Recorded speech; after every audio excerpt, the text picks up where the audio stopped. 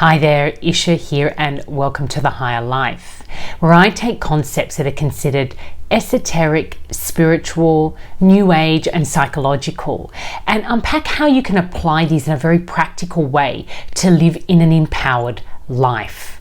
So everything that I unpack here, it's really in service of your personal empowerment, feeling powerful in the way that you show up in your life.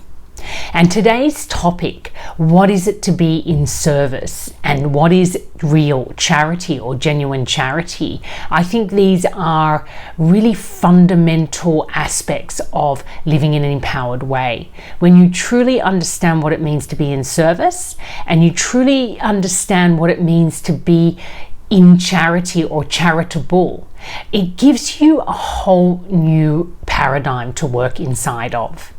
Now, traditionally, when you hear the word service or you hear the word charity, it's this idea that you are coming from a place of privilege or a place in which you have something to offer, and that you offer that in the service of some kind of contribution that you're making that makes the world a fairer and better place.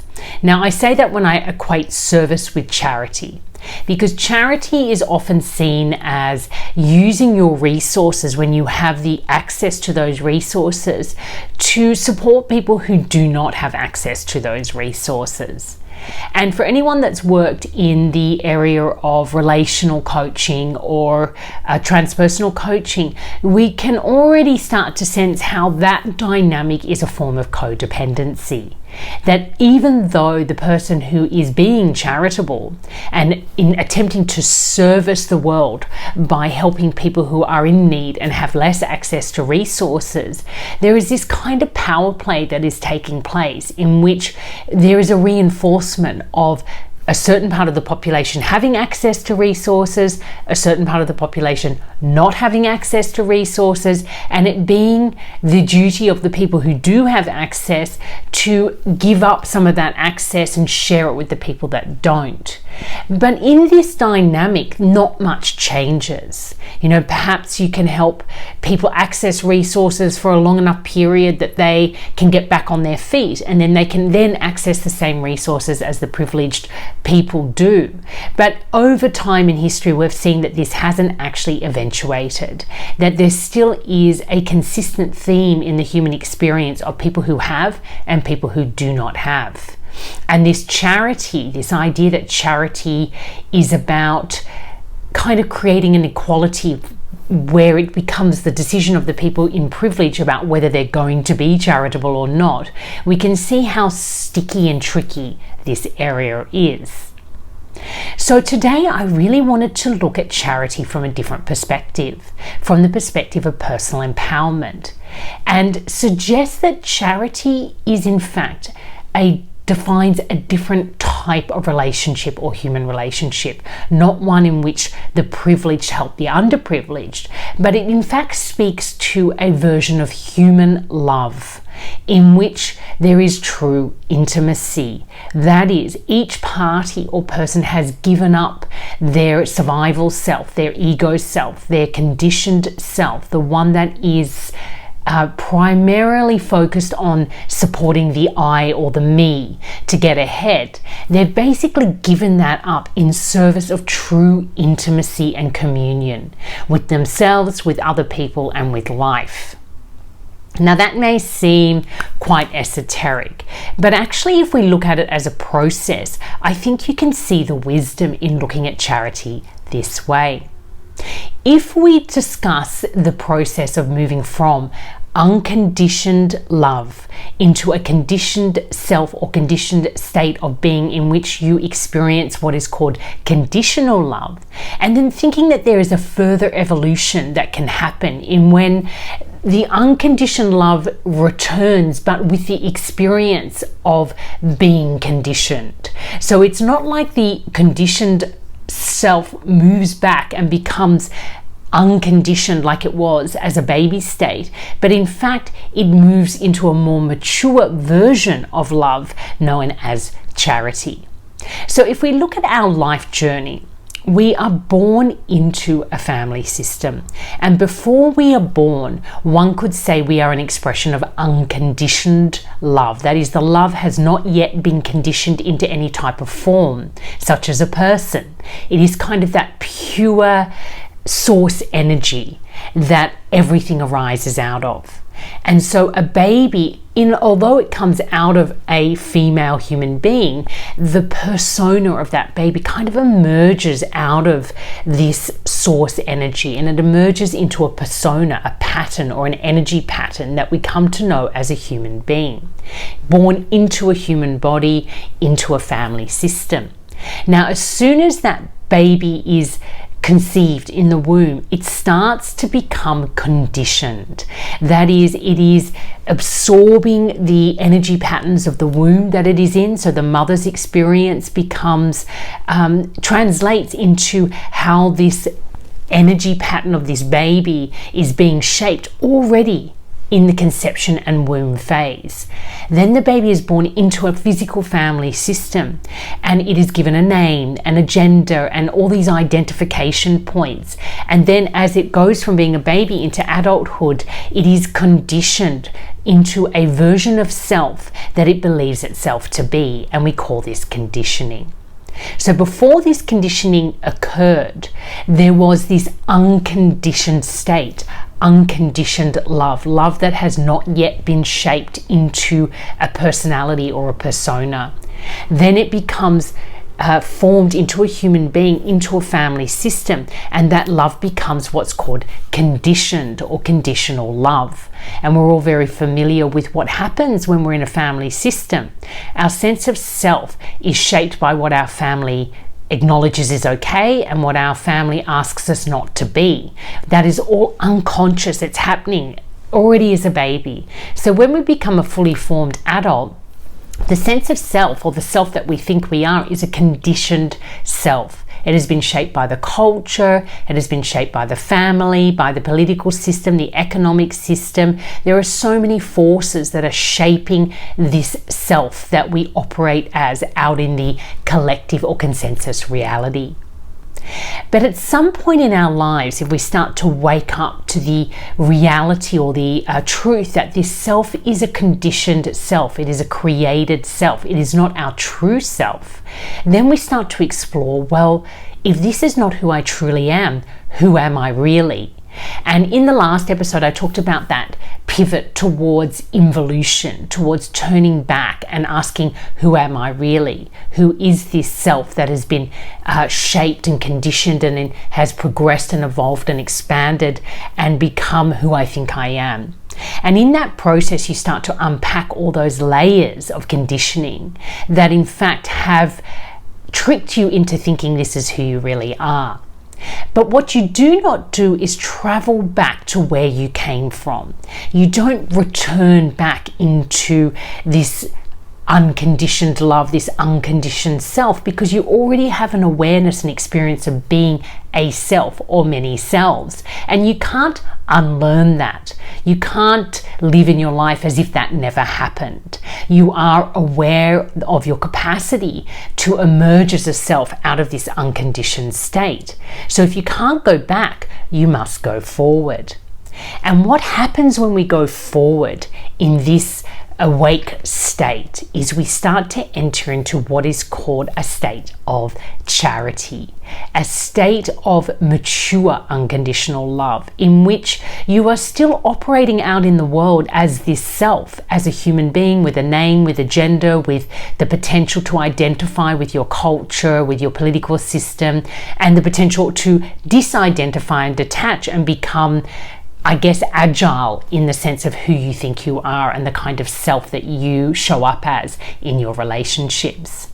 But the real work that you've been doing is learning to detach from codependency, learning to live as a human being free from the behaviours that come from this conditioning that's happened from baby through to adulthood. You learn to live free from codependency as a truly independent persona, but completely aligned with the whole system. That is what I was speaking to at the beginning of this video. It is when you no longer relate to another person or to your life or to yourself in a very transactional way. That is, if I do this, I'll get that. If I act this way, life will reward me in this way. If I am in a relationship with this person, it will give me this. I'll be safe, I'll be secure. There's all these motivations that we have to be in relationship with ourselves, with other people, and with life that come from this conditioned state that are not authentic.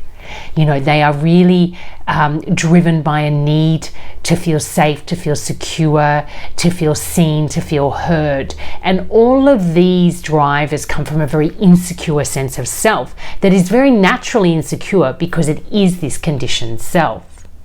Once you move through the process of personal transformation, and you've actually dissolved a lot of that conditioning, you emerge as this very mature, very wise, very integrated self in which you no longer act out in that codependency, and you've actually become available to yourself, to others, and to life without any attachment or agenda.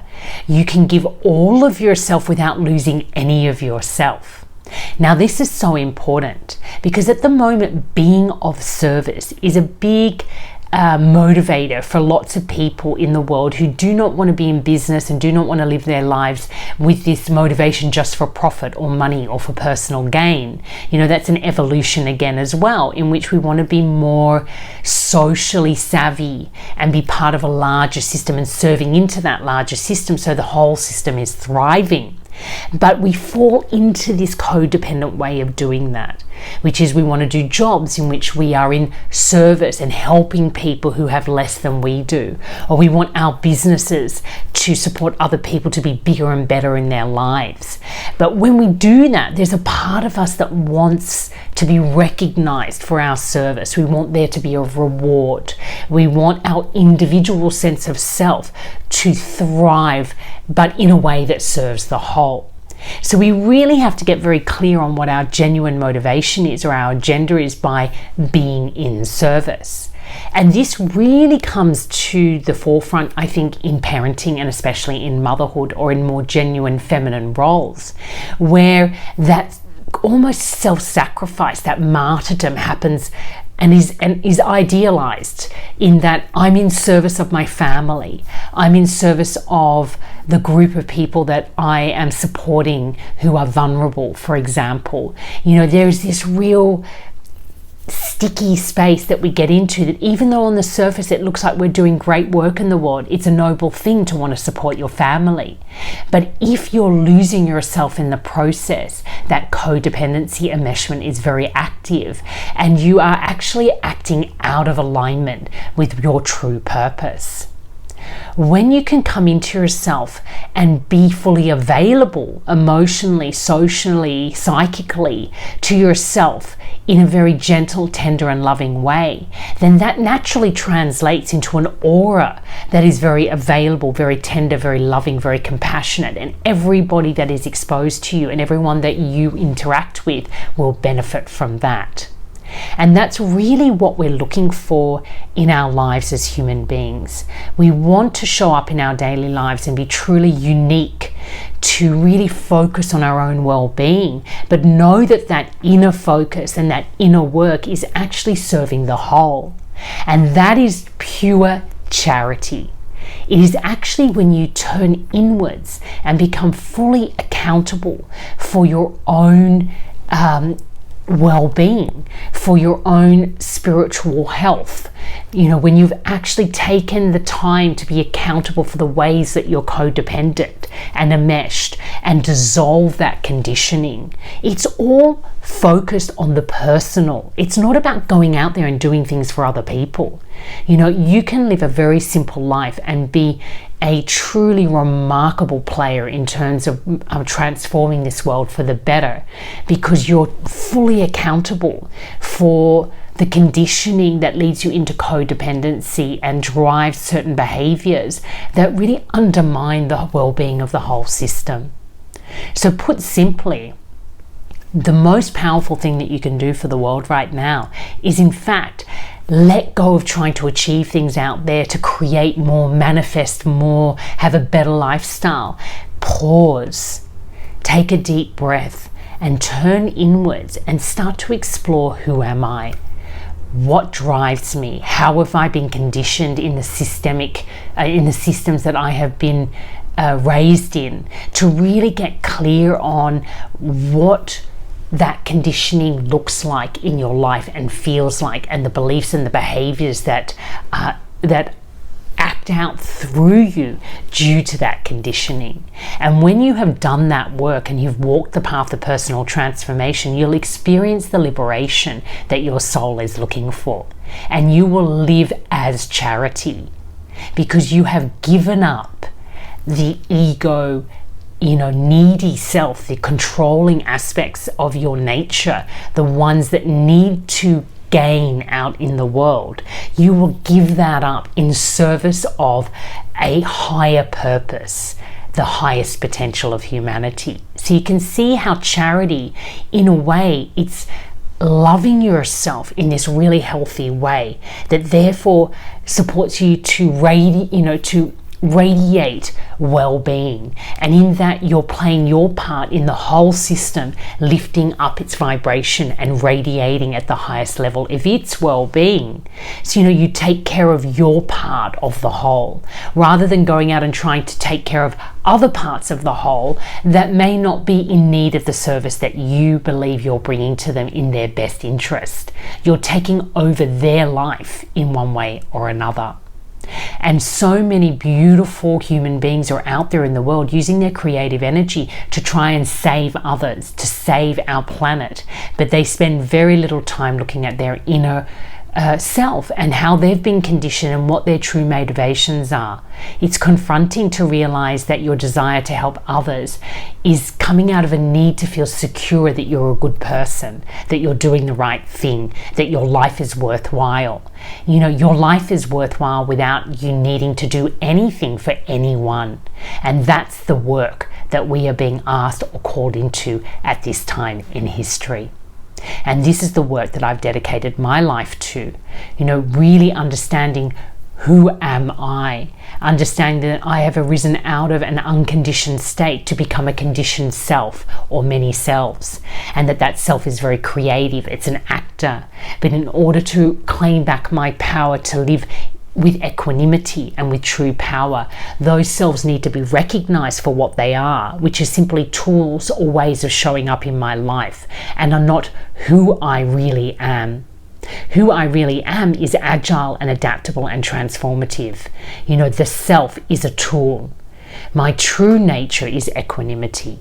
And once I've integrated that whole experience of coming from equanimity and living as a conditioned self, and all the experiences and wisdom that has offered me, when I integrate that by turning back inwards and returning back into equanimity, but with the wisdom of my experience, I emerge as a evolved human being, a person who is an expression of genuine, authentic charity. So if you find this an interesting lesson, an interesting insight, and you'd like to unpack it and actually walk this path of personal transformation to emerge as this evolved being, I really recommend checking out the Empowered Way Masterclass at the Academy, Higher Life Academy. This will set you up to walk the path of personal transformation and really ground you in this work. So until next time, take care and love life.